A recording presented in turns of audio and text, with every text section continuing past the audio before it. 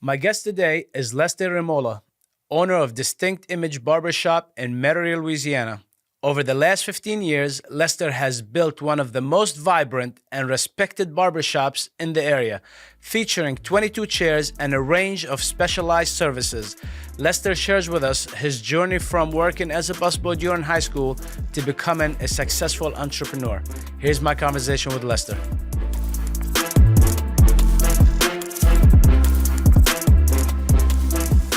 Les, thank you for coming. Appreciate you. I know you said you're working today, so I really appreciate you taking time out to come and do this podcast. I really enjoy having a conversation with you when you're cutting my hair.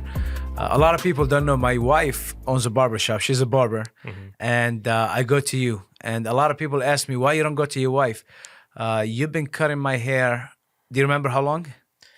Right now, I would say at least a little bit over 8 or 9 years, something like that. More than that. More than that? Because I've been with Rocky for 10 years. Okay, so yeah, definitely it's been. So I think 5 years. So we're going about 15 years. Before you, it used to be Walter. Walter, correct. Walter used to cut my hair. He used to work for you. Yeah. And then when he left, this is when you start cutting my hair. Yeah. It has to be 15 years. I mean, I remember Bernard saying, "Hey, I'm gonna get you Rami." Yeah, And he kind of pushed you onto. Absolutely, onto absolutely. Me. So Les, you own a barbershop in Metairie. That's correct. And your barbershop is called Distinct Image. Distinct Image Barbershop. Distinct Image Barbershop. Yep. And it's right there on 18th in Severn. 18th and Severn. Yep. You have an amazing barbershop. It's a beautiful barbershop. How many chairs you have in your barbershop? Right now we're topped out, maxed out. It's 22 total chairs. We have 16 stations downstairs, and I have 6 suites upstairs. That's awesome. Yeah, that's awesome. And you do different services at the barbershop. Is that's that correct? I have a braider, and then we have the rest should be barbers, and then we have Eton that is called multitasking, and he does the barbering, and he does the SMP. What's SMP? SMP is it's kind of like I would hate to say it the wrong way, but it's kind of a form of a tattoo to kind of like. That people that losing hair and they want to kind of like, how can you say it, make the illusion stand out more as if they have hair. Gotcha. So it's a process to where you put like little dots. It looks like hair follicles. SMB or SMP? SMP. SMP. Yeah. Huh, I gotta look it up. I never heard that before. Interesting. Okay. So it's like similar to tattooing. It's similar to tattooing, but it's just to give the illusion that you do have hair. Illusion, that was the word. Yep. Got it. So instead of putting implant, it's temporary solution. I'm assuming. Is that accurate? Yes, I mean because it's a temporary solution. It's definitely going away from the implant. You know, it gives that illusion, that full illusion, where you have light spots in your hair. You know. Does it fade away, or once he does it stay there forever? I mean, after just like a tattoo, like I said, it's really similar to a tattoo. So I feel like down the line, it's gonna kind of lighten up, fade away. Gotcha. But for the most part, it'll be there. That's you awesome. might need some retouching. I never really did too much of my homework on it. Right. Eton knows that part, but yeah, we do that. And Eton is your partner, I'm assuming, Eton right? was my partner. Yes. Awesome. Yep. You guys, what was the first barbershop you guys started?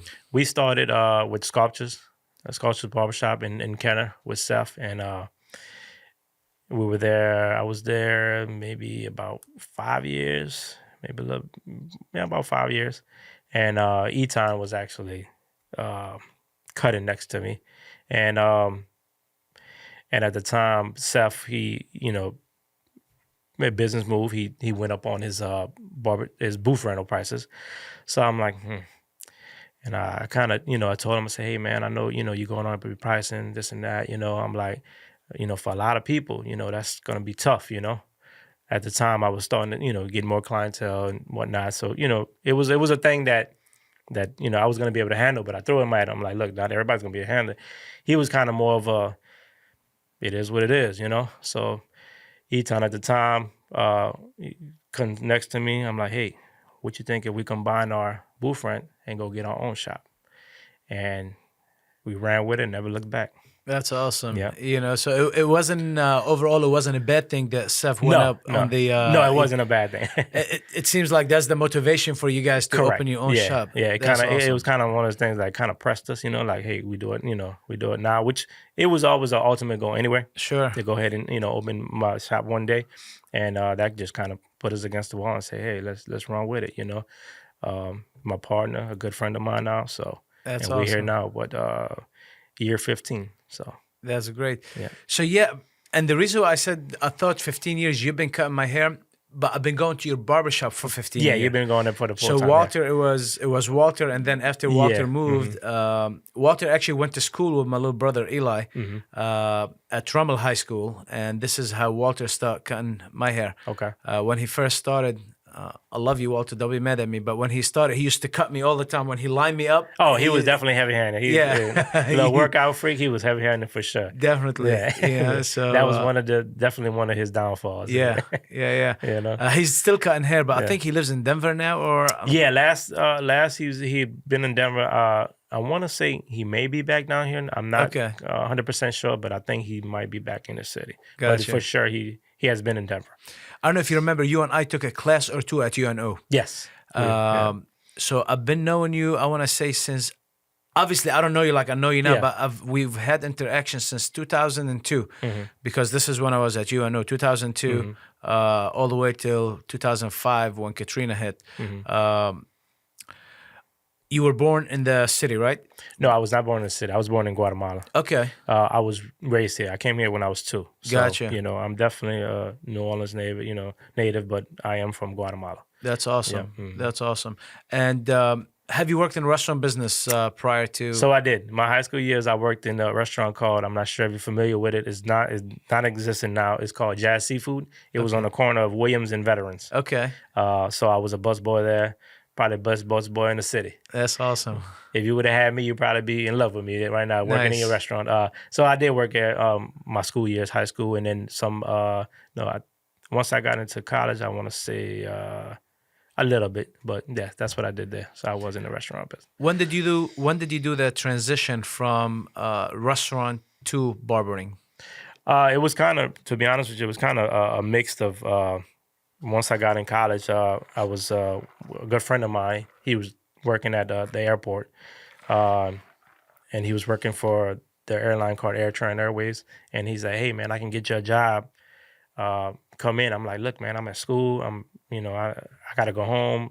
Get dressed up, man. I got to look good. Absolutely. To meet this guy, to meet the manager." He's like, "Nah, don't worry about it. Just come." I was kind of maybe dressed like this, hat on. He's like, I went straight there.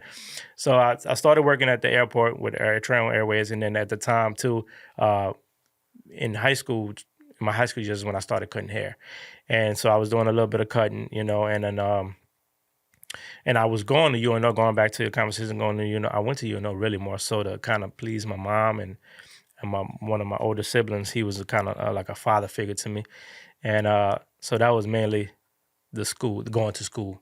I was a junior in UNO when I dropped out. Gotcha. And I was like, you know what? The barbering that's what I wanted to do. I would go to the barbershop when my mom used to bring me when I was younger, and I would just watch, and I just really caught interest. Every time I sat there, I just paid attention. And I really I said, one day I'm going to cut hair. That's awesome. So I didn't find it. I was like, you know what? I'm going to go pursue what I want to pursue.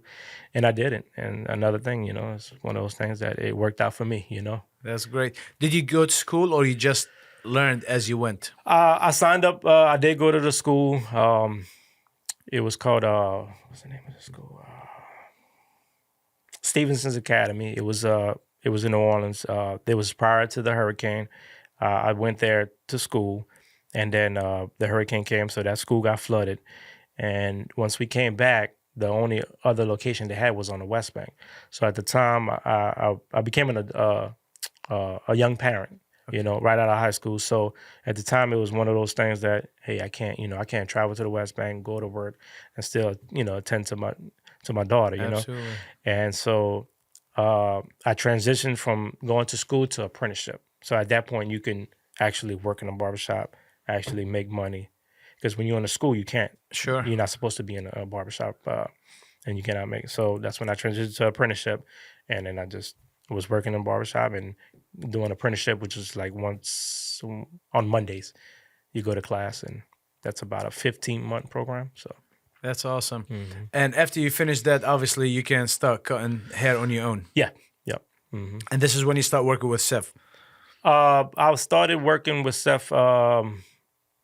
Yeah, that's when I started working for Seth. Yep. That's yep. awesome. That's awesome. Yeah. And so moving forward, you and Ethan decided to open up your first barbershop. Yes, which is right across the street where we are currently now. It's still on 18th Street in Severn. We started off with 6 stations, and it was just him and I. And then we got this guy I grew up with, and he wanted to learn how to cut hair. I'm like, come on. But, I mean, he knew nothing. So it was just 3 of us. It was me and Etan, this other guy that wanted to learn, and 3 empty stations. That's awesome. You know? And then it just started, people started hearing about us, and we built up from there. So when you made the move to open your own barbershop, what was the things that kind of make you hesitant not to do it, right? So a lot of times when you open a new business, there's certain things people start like, oh man, you gotta be paying too much rent, you're paying insurance. What things that kind of get you scared not to do it, but you still did it anyways? Yeah, I mean, it's I guess it always goes to the what ifs. Like, what if Absolutely. it don't go right? What if I can't pay this? Or what if, you worry about those things. Sure. But, it's one of those things that if you don't do it, if you don't get uncomfortable, you're never going to be comfortable. True, you know? very true. So we just did it. That's awesome. And we had a big, strong support, and that's what helped us out, So just, people guiding us and, backing us up and like, y'all going to be okay. And, Definitely. From our parents to people around us. So. And I've personally seen you. You're a handyman yourself, so I've seen you do a lot of work yourself in the barbershop, like repairing things at the barbershop. Oh yeah, and that was one of the things that I've is just something that I've learned growing up. Like I said, mentioned earlier, with going to school to UNO was kind of to please my mom, and then my brother, he was a father figure to me, so he's the one that has showed me, growing up, like. He had property and properties and whatnot, and when somebody moved out, we had to go in there and repair stuff, paint, and we wasn't those regular kids playing out, going to play until we helped out. We put our share into whatever it was, whether it was unscrewing little electric boxes so he can paint or whatever. Absolutely. And he just. That's how I was able to learn stuff, from paying attention, and I've always been an observant person, so. And he taught me a lot. So and obviously that helped you when you open your own barbershop to do a lot of things to be yourself. hands-on. Yeah, absolutely. Yeah, yep. And you can cut a lot of costs doing that. A lot of people don't understand. If you do a lot of things in the beginning stages of your business, you'll be able to save a lot of money. A lot, yeah. Because it's small things like painting, right? You get somebody little to paint light this. fixtures or whatever. Exactly. Little things. It's easy. Absolutely. Easy stuff. Yeah. Well, that's awesome.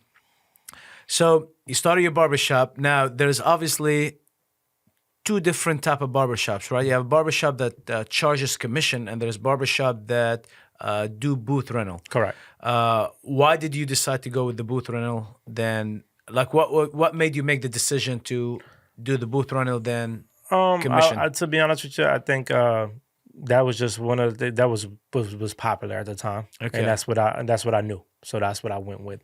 As far as commission, I didn't really have a lot of information on that, so. Just growing up and being in the barbershop environment as well is that's what booth rent. You pay a booth rent, and then the rest is yours. Gotcha. Yeah. Would you change it if you had the option, or if you learned more about it back then? Would you do commission, or you think booth rental works best for you?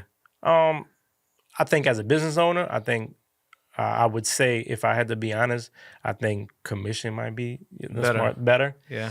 But standing in the shoes of a barber, I don't think that's the. Absolutely. I don't think it's.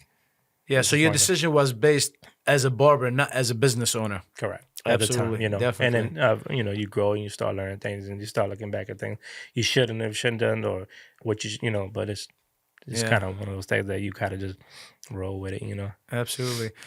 So you've been doing it for professionally for 15 years. Besides, in high school. Yeah, no, professionally probably about 20, almost 25 years. 25 years professionally. Yeah. Wow. Yeah. That's awesome. So obviously the haircuts 25 years ago to now have changed so many times. Oh yeah. How do you keep up with the trends? I mean, now it's, yeah, I mean, you have these tools, you know, you got your phone, you got social media, you know, and it's just, it's easier to see things, you know, versus, you know, back then where it was, social media wasn't, you know, True. it wasn't the way it is now, you know, where you can easily access and see what people are doing across the U.S. or doing across the world, you know. I mean, I remember looking at magazines to choose haircut. Right. Or going to the Yeah. barbershop, you got your On the wall, on yeah. the wall, and they tell you which one you want, you know. Exactly. And so Absolutely. so it's definitely, you know, we definitely got some tools now, you know. You got your cell phone, like I said, social media.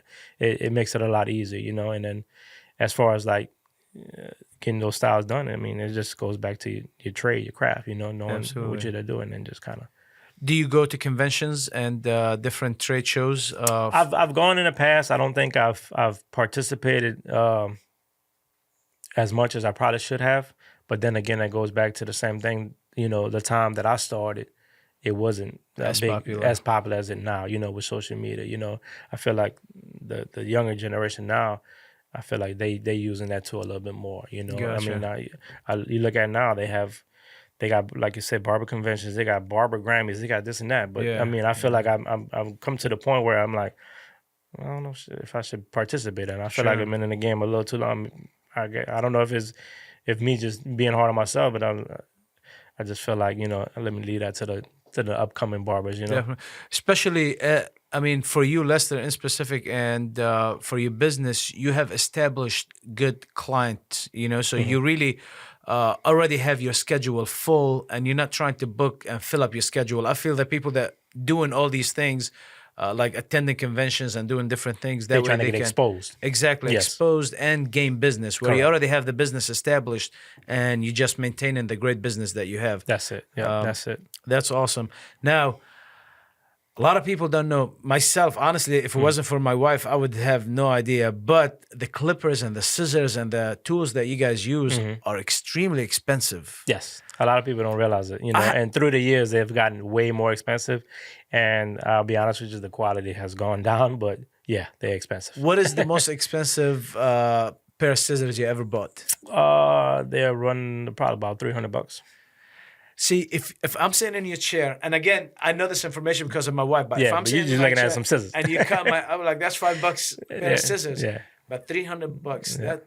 How about clippers? What's the most expensive clippers? About 350, 380, something like that. Yeah, this is the detachable blade one. Yeah, Man, when the first one came out, I think tools. they've kind of gone down in price. But when I first got it, it's a little over 350. Yeah, That's awesome. Yeah.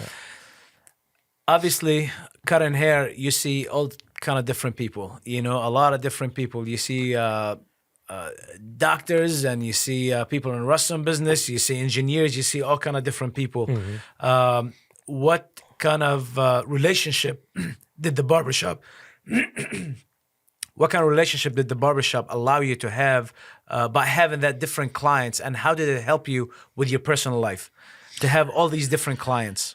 It helps in many ways. You know, it helps like yourself. You know, I'm glad I came across you. I'm glad that we have a relationship. You know, when I have parties or whatnot, I can, hey, Rami, you know, I want to cater this. I have you. You know, I cut people that do, you know, that paint. I got, you know, people, just different variations, you know, of people that, you know, I cut people that are in the liquor industry, you know, if I need something, you know, or maybe they can help me out something, you know. So it's always a plus, you know, Absolutely. to knowing these different people and having these connections, you know, because it makes it easier to maneuver in different, you know, Definitely. different ways as far as getting to where you need to go, you know, or even having somebody, you know, like yourself to put you, hey, I don't know, I can't do this, but I do know this person that, you know. Definitely. So it's always it's a perk for sure, you know, to have good relationships, you know, like yourself, you know, and other Appreciate people that, you know, that. It creates a great network. Correct. It creates great network, that's for sure.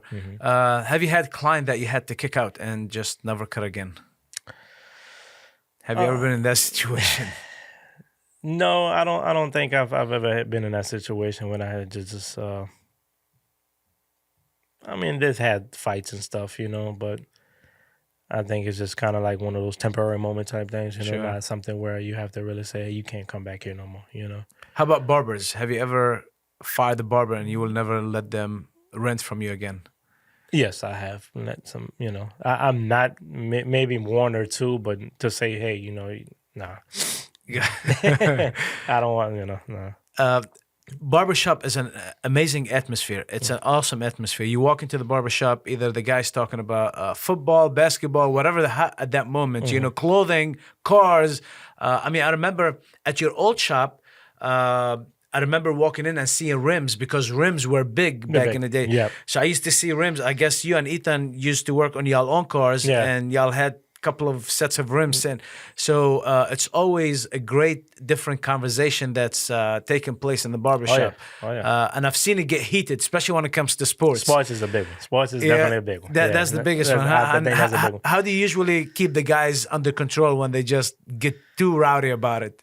I mean, you really just let them do their thing and then just kind of laugh at, you know? And Yeah. because it's like, you know what it is. It's just barbershop talk. It is just, you know, and it's never gonna get more than that. You know, it shouldn't anyway. You know, Sure. it should. Obviously, if it gets to that point, then, you know, we'd handle it. But overall, it's just a fun environment, you know, real electric, you know, and you just kind of let them go at it, you know, because you know, it keeps it fun, you know. Absolutely. I guess, so. Absolutely. I mean, I've been there where it got super loud and the guys sound like they're about to fight, but obviously they're not. Just passionate They're about just passionate, it, you know. correct, yeah. But it's always an amazing atmosphere. Yeah. What is the youngest client you've ever cut? The youngest client? Yeah. Right under a year. And oldest client? The oldest? Do you do house calls like for older men? I've done house calls for older men. Yes, I have. Yeah. I do house calls in general, but I know you do, but like for celebrities and things like that, right? Yeah, it's like ball players and stuff like that. Yeah. But beside, I'm talking about like somebody handicapped or old, like. Yeah, I've done for a friend of mine. He sent me by an older couple, and he wanted me to take care of that older man. Yeah, I've done that. That's awesome. That's all. And obviously, you do a lot of celebrities, as I know. NFL players, Saints players. I have connections with a friend that deals with artists, and sometimes when they come in the city, they need somebody to cut their hair. He'll send them my way. So absolutely, that's all. Yeah. And usually, celebrities and ball players, they don't want to come to the barbershop because obviously it's too many people around. Is that accurate? Yeah, they kind of want to be in the center of their own privacy, their own home, you know. Absolutely. And not have to worry about, Some people think that if somebody famous asks for a barber to come to their house, like they spending too much unnecessary money, but that's not the case. They usually do the house call because they don't want to be bothered by the. Correct. Yeah. They just want a little privacy. A little privacy. Yep. That's awesome. Parking is one of the biggest problems at barbershops. It doesn't matter which barbershop. Usually, parking is one of the biggest issues. How do you deal with it at your barbershop? At my barbershop is one of the biggest problems. I'll be honest with you. It's since early I said we have 19 barbers. We only have 11 parking spots. That's a big issue at my shop. Absolutely. But it's one of those things that if you have, if you providing something that people want, they're gonna make it happen. They're gonna make it happen. Absolutely. And that's the only and not to sound cocky about it, but that's the only thing that kind of like if they really want it, they're gonna figure out they got parking areas around it. We have a mall close by, they can park. So but. It could be an inconvenience, but it actually a big inconvenience because it's parking so small. But I think if they want it, they're gonna continue to come. Definitely. Obviously, you have good relationship with your clients and you have long-term clients. Do you have clients that somebody like me who has a relative? In my case, my wife cuts hair, but do you have some people that have relatives cut hair, but they still come to you? Yeah, I've had clients that that do have relatives, but they still come to me. And I don't ever want to get I understand if I ever do. I don't ever want to get the phone call and say, "Hey, man, I'm gonna let Rocket cut my hair." I hope I don't get that call. But why do you think? But that was gonna be my next. Why do you think people continue? I'm gonna tell you why I do it. Right. But why do you think people continue coming to even if they have somebody close that cut their hair, why they continue going to a certain barber? It all falls into and then I tell this to the new barbers coming up. I said, look, anybody can go anywhere to get a haircut, especially now. Barbering is like a big trend. There's barbers everywhere. Everybody wants to cut hair, so you really can go anywhere. But what are you gonna do to make this person come back? Whether it's the comfort, whether it's the kind of making it easy for them to get a haircut, to get them easy for conversation, the comfort. As myself, we were talking about the barbershop being loud. I moved upstairs in my shop just because I wanted to get away from that. My clients, I feel like I have a certain amount of clients that, they want to come in like yourself business, you're on your phone. Sometimes that extra stuff is unnecessary, Absolutely. So I always try to, make sure the comfort and to each person too, not just, not in a big aspect. Like, I feel like every person needs some type of accommodation to a certain way. I agree. So that's my way of doing it, and I mean, my skill also, provides, but even if it wasn't that, I want to make sure that, hey, they need to come back to me, and Definitely. for whatever reason they're coming back to each, and I'm sure each person has their own reason, I might not even know, but Skill is definitely, I mean, obviously this is where people start coming to a Right. barber. The skill is number one. The other thing, the accommodation, this is a key point, right? I personally come to you because when I go to the barbershop, I know I can get a lot accomplished while I'm sitting in the chair. When I say a lot accomplished work-wise, I'm Correct. sitting in the chair, I'm working, I'm doing things. I'm very comfortable upstairs, especially after you move upstairs. I mean, it's quiet. Sometimes the guy next to you get loud. You close the door. I notice you close Yeah. the door. So there are certain small things that usually barbers, similar in the restaurant business, right? You have a client. You can't treat all the clients, all the customers the same. Right. Each one of them, not everybody have the same taste buds, Right. right? Some people like it spicy. Some people like it mild. So you just got to work with the client to accommodate everybody. And I think you do an amazing job with that. Thank you. Absolutely. Now, would you open a second barbershop? This has always been a topic that people bring up to me. As far as the way the shop is set up now, no, because I feel like as if with the amount of people I have in it, I feel like I have two shops under one roof, and I feel like True. it's easier for me to do that way. I feel like if I could say, hey, let me go open a shop here, let me go open a shop there, but are we gonna still have the same quality? Am I gonna still be able to, kind of oversee? I know I'm upstairs and I'm not seeing everything downstairs, but I still feel like I can oversee everything, where I'm at now. And I feel like I wouldn't get the same quality. And I always want to keep the same quality, I agree. as far as customer service, as far as the haircuts go, XYZ, so. Because you can open a second shop and have 3 empty chairs. I am with you on that philosophy. That's why I don't expand too fast. Now we have 6 locations on our end, but I like to have all my locations full at all the time instead of having so many locations and half full. Half full, right? correct, yeah. I like to have the location that I have full at all the time. Similar to what you're saying, like you do have 2 barbershops because you have the second floor and the first floor, but all of them are full. All the chairs are occupied. Yep. You can open a second one, but it'll be half full, which doesn't make sense in my opinion. I agree with you.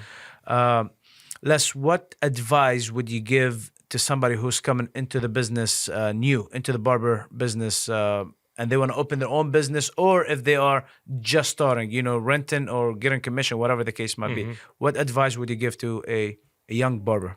A young barber? I think, I mean, as being a barber, I think our ultimate goal is to, one day open your shop. But I feel as though is that don't rush it. Learn every aspect of it. Go into somebody's shop. Sometimes even with the people that I have, I want to get them on that system to where they treat it as if it was theirs. Because if you're doing that now, then that's going to help you on the long run. Definitely. You're already going to have that. What's the word I'm looking for? That motivation to be like, you're learning something here. You don't have to learn that at your own. Absolutely.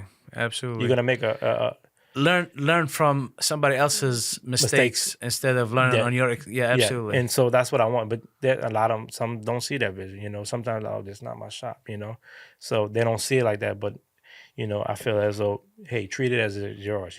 Absolutely. At the end of the day, we here longer in this shop than you at home. So True. guess what? Very true. You want to, you want to have that space, the presentation, everything, you want to be on top of it. So whenever you do go, you open your own, you already know you're on top of it, Absolutely. So, when people leave, I know people not going to stay forever, but when they do leave, I want them to take something with them to say, hey, I learned that from him. Absolutely. That's my ultimate goal always, This is really important. Really, a lot of people don't see it that way, but definitely when you want people to move on with their lives, you want them to feel that they learned something. They didn't waste their time working with you, So, Les, I think this is the most me and you ever talked, although you've been cutting my hair for so long, because usually when I come sit in the chair, I'm working, we don't talk. Yeah. Appreciate you coming. I appreciate you taking some time to come here. And I had a great conversation. I can keep going. I know we could. Like you said, we don't talk, and it's just more so like, and it goes back to the accommodation to you. I know you're working, Absolutely. It's nothing personal. I'm just, I'm adjusting, providing you a service, and I'm adjusting to what you're doing, and I know you enjoy that. So sometimes I'll try to squeeze a little conversation there just because, I do want to continue to have that relationship. Definitely. That, I feel like we've been great over all these years. Like you said, with little conversation, but we've been great, and I appreciate you to have, a friend, a client, you're a great person, Thank you. I know you're really low key, but I want to say you're a real genuine guy, and I really appreciate your relationship. I appreciate you, Les. Thank you sir. so much. And congratulations on the new baby. Thank you. And the 3 other kids that you have, but you have a brand new baby, Brand 3 new months baby. old. Starting over. Congratulations on I appreciate that. you. She's gonna keep you young. I'll tell you that. Oh, yeah, She's yeah. gonna keep you young Definitely. for the next 20 years. That's it. You know. Les, how can people find you on socials? On social media, Instagram, Facebook, Distinct Image Barbershop. As far as my personal page, Let's Do It. You can find me on Instagram and Facebook as well. Awesome. Yep. Great. Thank you so much, Thank Les. you. Appreciate you. Yes, sir. Absolutely. That's it, baby.